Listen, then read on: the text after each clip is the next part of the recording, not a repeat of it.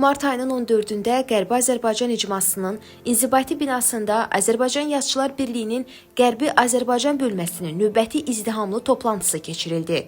Bu görüş sadə bir tədbir deyil, bütöv bir coğrafiyanın yaddaşını yaşadan, qələm adamlarını ortaq amal ətrafında birləşdirən mənəvi bir körpü idi. Toplantı Azərbaycan Yazıçılar Birliyinin üzvü, icmanın məsul əməkdaşı, şair-publisist Şəmsi Qocanın təşəbbüsü və təşkilatçılığı ilə baş tutmuşdu. Tədbiri giriş sözü ilə açan Şəmsi Qoca, Qərbi Azərbaycanın zəngin ədəbi mühitinin qorunub saxlanılması və gələcək nəsillərə ötürülməsinin vacibliyini vurğuladı.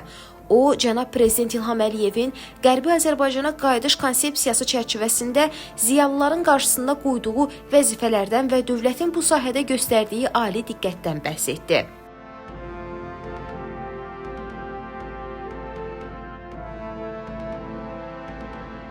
Toplantı həm də konkret işlərin başlanğıcı ilə yadda qaldı. İştirakçıların yekdil rəyi və təklifi ilə Azərbaycan Yazıçılar Birliyinin Qərbi Azərbaycan bölməsində fəaliyyət göstərəcək bir neçə mühüm struktur formalaşdırıldı. Beləliklə, müvafiq olaraq bölmə nəzdində işçi qrupu, Azərbaycan Yazıçılar Birliyinə qəbul üzrə təklif komissiyası və rayonlar üzrə koordinatorlar şöbəsi yaradıldı.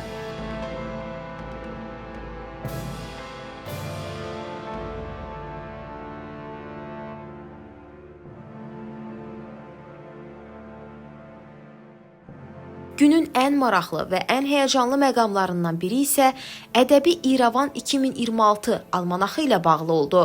Nəşrə daxil ediləcək əsərlər ətrafında qızğın müzakirələr aparıldı.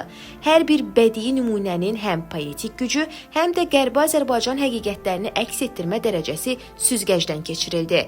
Üzvlük təqdimatı Professor Zahid Xəlil və Aysel Zahid qızına Qərbi Azərbaycan icmasının üzvlük biletləri və döş nişanları təqdim olundu.